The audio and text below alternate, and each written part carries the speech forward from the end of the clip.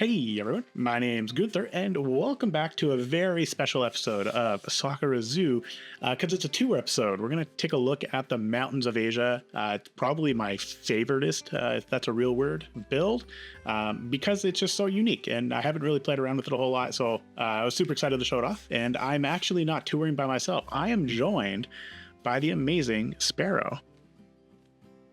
Fun, Sparrow here, and no, favoritist is not a word. In fact, Thanks for ruining that for me. I'm gonna make it a word though. That's what it is. Every day it's all gonna right, be a I'll new give word. that one to you. So thank you everybody for joining us on this journey. We're gonna take a look at some quick habitat builds that kind of all went into this, as well as our guest center, which I think the guest center is what I'm most excited about showing off. But let's talk about the mountains of Asia. So the entire idea behind the mountains of Asia is it's an effort to transport our guests to a whole other area. And this is where this rock tunnel comes from. We can kind of, as we slowly plod our way through, we've now left the zoo and we're in the mountains of Asia. I think that tunnel is really effective in transporting the guests. Like, it's a completely different area when you come out on the other side, especially with that water on that you have on the left right now. This fountain is gorgeous. I had such a fun time with like the wood line going everywhere, just kind of like making it look a little different. This is like the first fountain that I built that I really like, and I don't think anybody actually really saw this, but like it even has like a little some little East Asian items over there, because Foreshadowing that's of what's to come. That's the pack that we used on this entire build. It was the East Asian build. And this is our first habitat. This is for the Amur leopard. And I think a lot of people have probably seen this habitat. And no comment on the barrier, because there's no top to the barrier, which is obviously a concern. I mean, it's implied. Yeah, that's what I love about Planet Zoo, is you can imply things. Now, there are supposed to be some Amur leopards, but you would think that they just don't want to show themselves while we're here. That would be pretty standard for these guys. Isn't it? Like, that's like a normal zoo, or they just like, you're like, oh, here's an Amur leopard habitat. And they're like, but there's no Amur leopards in there. I do love those climbing structures. Oh yeah, looks like they're indoors. Yeah, well, I was going to say, we're not going to do two backstage tours, but maybe we'll just hop into the habitat and take a look. Those circular climbing structures are a very, very beautiful centerpiece. Well, thank you. It was very much on a whim. It was like, I think the last thing I built for this habitat, and it was after I built like using the regular like climbing platforms, but it looked so square and angular. So creating this really worked out. Actually, if we balance very carefully across this pole. Oh no. Oh no. Not gonna happen. You are not a tightrope walker. It's the conservation window slats that I pretty much use for all of these. Yeah. Oh, look at that. It's for such a small piece. Like, it works really well with getting that round edge. Did I wish I did it here too? Yes, I did not. Oh, there we go. Oh, there we have a leopard. Hang on, let's go back to our explorer mode. Let's try to walk across. Nope, not gonna happen. No. There he is. I love that the rock wall on this side too. Like, not to draw away from the leopard right now, but the kind of like reinforced wall on the side, that looks really cool too. Thanks. I want to take credit for it, but it's not me. So one of my favorite things to do, and this is what I do all the time, is when I'm feeling like bored or I don't know how to build something, I'll go to the workshop and download something. This actually came from a map. Somebody built an entire map, and this was like a long time ago that I was looking at it, and I saw these rock walls, and I ripped the entire map apart to get just the rock walls. And that's how we kind of created this. But that is called dedication. It is, and it's all individual rope pieces. So things that I would not do. That's like the African bunting piece, isn't it? Yeah. So it's not because like nowadays, it's just like we have so many rope pieces that you wouldn't really have to do that. So it definitely shows its age, but sometimes like old things are good things. And or you can just rebuild it in your own style. Yeah, exactly. And we even have a little leopard puppy. But I'm not a pup because it's not a dog in any way. but it is a baby. I didn't So even know. I cute. didn't even know. It's been that long since I looked at that habitat. The next habitat, really quickly, we're gonna just hop back a little bit. We're gonna take a look at the Arctic fox habitat, and I gotta say, you've definitely commented on this barrier, this double barrier wall. Oh, for sure. But also the waterfall, was that always there? It was always there. I think it was one of the first things that I kind of planned out for was having this waterfall, and even the water, like having it shaded like a lighter blue to give it that more like mountainy view, I guess would be the best way to say that, maybe. I love how it kind of seems to like come out of the building almost, and the fact that you can see the architecture above the habitat is so pretty. Thank you so much. And this is like every habitat build for this area is pretty much this, where you can see the building like worked into the stones, and you can even there's one of our foxes. It's I had such foxes are so cute. God, such a fun time building this. And I know I told you that we weren't going to take a look at a lot of the backstage, and I guess I'm lying, because this is where I learned how to do this. Hang on. Somebody left the door propped open. Definitely not safe. But we have multiple habitat doors. You know what? I was trying to do this the other day, and I could not for the life of me figure it out. It's a Gunther trade secret. But in all actuality, it's like multiple barriers on different pieces, and it was a big pain to get it set up. Like I had to set one up over here and the other one over here, and then I had to move the pieces back to be next to each other to get them to sit flush. It was not an easy endeavor, that's for sure. But it definitely pays off to create that more realistic view. It definitely looks amazing. That the keeper, we're gonna have to have a conversation about leaving that door open though. And then of course we have our double barrier wall. You can see it's actually a legitimate barrier wall mixed with some man-made glass pieces. And this is like, it's a normal thing to do in a lot of zoos, but I picked this up from Nausicaa because actually we were touring Nausicaa Zoo together, and I noticed that, and then as soon as I noticed that, I went here and I built this. So you can definitely see the inspiration there. I definitely picked it up from her as well. It looks so good. So we're going to see a lot more of that. So that's our Arctic fox habitat. And if you look over here, signage, yeah. Hold on. It's so cute. Oh, thank you. It's I have every animal has their own signage. So we have like the Amur leopard way over here. Hang on. There we go. Just hanging out on the wall. Very pretty. So we'll see two more of them. And then of course we have this entrance goes to our streamer only zone, which is all the builds that happen on stream and stream only. So if shameless plug for live streaming once a month at least. Yeah, definitely come join us. Yeah, it's all about having fun. It's kind of like my motto, I guess. Our next habitat. So all three habitats super close. Nice big plaza. We have our Japanese macaque. Nice. You know how hard it is to get them to actually sit on a rock like that in this game? Did you try? I did. I definitely tried. I tried so many times. But this is our Japanese macaque habitat. We will not go to the backstage because it does not look very good. But that's okay. Not every backstage needs to look great. Exactly. It's just the enclosure that needs to look good. And this one looks amazing. So wow, that would make sense because I got a lot of help from not just you, but a lot of other people in the community, in our gaming community, who kind of gave up a lot of ideas for like additional water. And I really love having like the hot water taps stuck into the rocks like that. Yeah, the hot springs really make this enclosure, I think. It is that was the inspiration. When you see Japanese macaques, you immediately think of hot springs, so it just goes hand in hand. And the upside down bamboo too. Such a good idea, right? I have been using that ever since you had that in a video. But then it's also nice that you have the bamboo outside of the enclosure to kind of draw guests in, and it's that immersive experience. It's really what it's all meant to be. It's always been about like creating, transporting you, and like we're not in the same continent. We're not in the same area of Japan anymore. We're truly in like the mountains of China or East Asia. So Like even having like these little Cashews here are so cute. even just having like all the little flair and stuff like that on top of it really kind of just adds to it. Sadly, not everything, not all of this actually made it into the builds, and you can kind of see over here more of that upside down bamboo.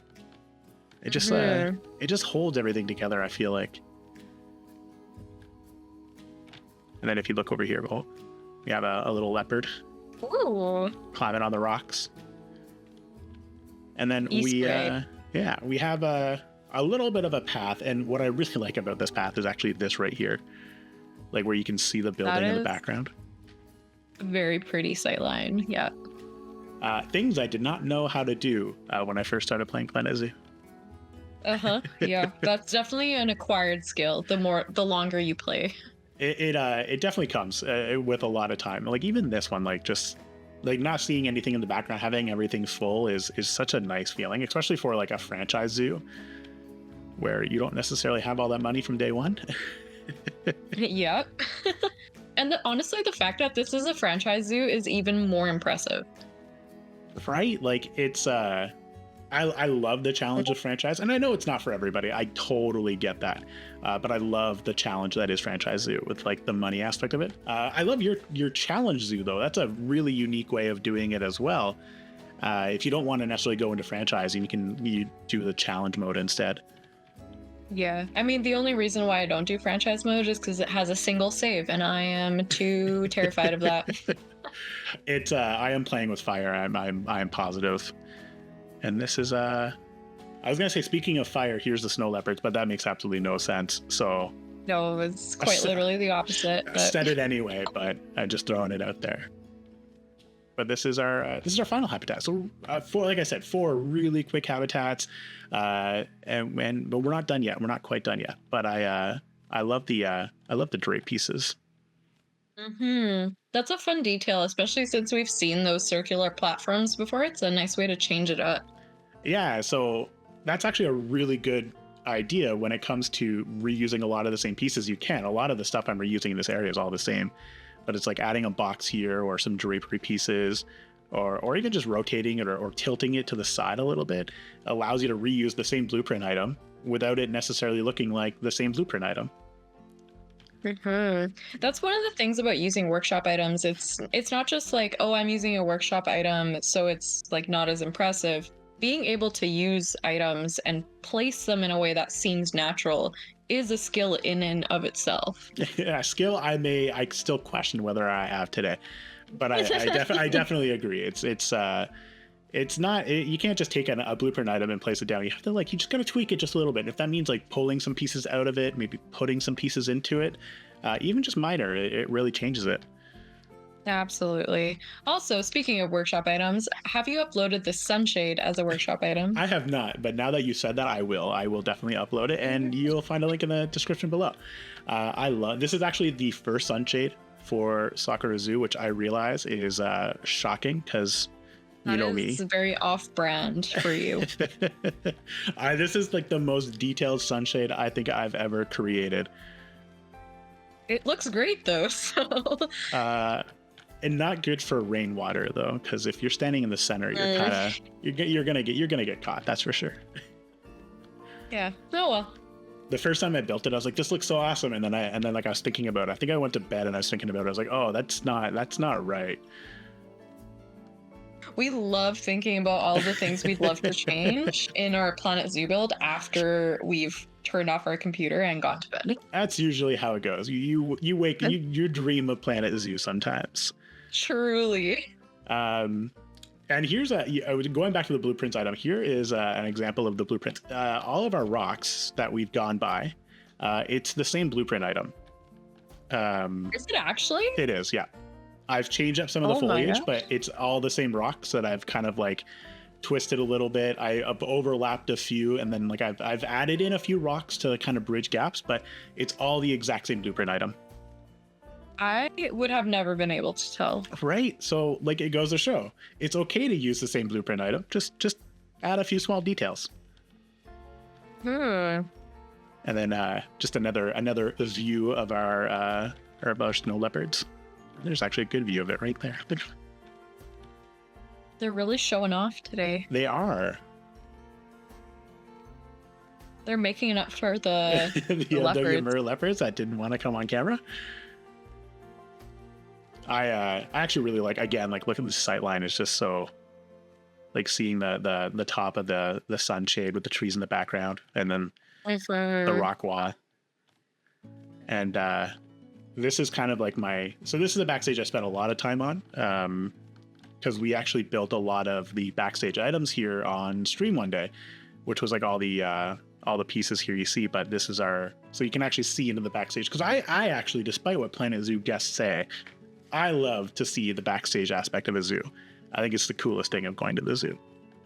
I do too, which is one of my biggest points of contention with Planet Zoo is that guests don't like to see the backstages. It's like, what do you mean you don't want to see into the keeper hut? Like, come on. I paid money to do that. And then I guess, again, just like another like example of adding a few things. The heater turned around so we can kind of get like a little voltage box with all the wires leading to all the lights going all the way down. I really love that. And then of course we have our empty land, lots of room for improvement over there, but more to come. I actually had a great suggestion. I hadn't really thought about it. I'd commented a little while ago about like how would we want to transition to a new part of the zoo, and I was like, I think Africa makes the most sense because it's close to Asia. A lot of the animals like have like varying biomes, and then somebody like, you should think about Egypt specifically, because Egypt actually is very close to both Africa and Asia. And I was like, that's such a good idea. So expect maybe some pyramids, some little mini pyramids, maybe some Egyptian style stuff coming up soon. I don't know how I'm going to transition, but it'll happen. I feel like that Torii gate all the way over there is not a good idea anymore, so that might have to go somewhere. But we'll have to come up with a way to transport us from the mountains of Asia into the dunes of Egypt, maybe, which sounds like a cool area. And I just came up with that off the top of my head. I'm not gonna lie. I love that. Sounds amazing. And then I'm excited to see where it goes. Yeah, I'm actually excited to see where it goes too, because I'm flying by the seat of my pants on this build at this point. And I think the best way to end our tour, as you should always end a tour, is with a little bit of a break in a guest relaxation area or a guest service area, and we can come over here and maybe take a little seat on one of the benches, and you can kind of just look at all the foliage and everything like that. The guests, when they're actually here, you can see them kind of going around. So I like that. I like this little area personally. It's my favorite. I really like that gate, actually. I think it's a nice way to kind of, it's not quite the end of the area, but it's a nice way to kind of signal, because I think that's the biggest Torii gate we've seen so far, isn't it? It is. It is actually double the size of our normal Torii gates that I've used. Okay, yeah. So this is kind of like a nice way to signal like, hey, this is like the end of the section, or like the biggest thing you're going to see here. And then from here, we're getting smaller again. It's actually such a good way of thinking about it. I never even thought about it like that. I was like, I just want to signal that we're coming to the end. But you're right. Like it is an eye. It's an eyepiece. You want to see it. You want to look into it. So I can only imagine the amount of people that might have carved their initials on the wood, though. I may have been one of those people. Haven't we all been one of those people at one point? And then this is our member, our guest area, which I will say, and I talked about this when I posted the video, Simply Zoological had this fantastic idea to add a bunch of grime to these walls. And she watched me build the walls and place them all down. And as I placed the final wall, she was like, you should add some grunge to it. And I was like, why did you wait until the very end to say that? Because if she had done it earlier, they would all look the same. But this way they don't. Very true. It was so worth it, though, to see how it changed from like a nice pristine wall. I don't think I have an example of what a pristine wall looks like, but it looks so different. Yeah. Plus, like the brown of the grime, and then the yellow, and then the red, and then the Japanese maple colors, like it all really comes together. It does kind of it looks like it belongs, even like with the hint of green in with the grunge and like the moss. It It just adds a little bit to it. Yeah, it's very harmonious. Oh, I even like that works. That word works because we even have like a little Torii gate hanging out That's for what here it is. with our monkey. So you'll see quite a few of those things around this area, trying to like fill it all up. Definitely not workplace safety. Was not consulted for that right there. Oh, well. Of course, we have our supporter wall, and Sparrow, you are one of our first supporters. So That's me. we'll update this wall as supporters come and join, and they get like behind the scenes views and stuff like that. But yeah, we have like this nice little section. So this is our washroom, which is here's a pristine wall right here. That's what it looked like originally. And this is what it looks like now. So you can definitely see the difference. Oh, yeah, for sure. The grime makes a big difference. Yeah. And like the trick is to have the grime, like the base color of the grime, the same color as the wall that you're putting it on or the ground that you're putting it on. So you get those scuff marks and it looks fantastic. Mm-hmm. Actually, this is the same building that we saw out here. The one that we were sitting at. It's the exact same building. We love reusing pieces. Yeah, it works so well. The leaf litter as well with the Japanese maples, such a good idea. And then, of course, I almost wish the leaf litter was recolorable so you could kind of place it under any kind of tree.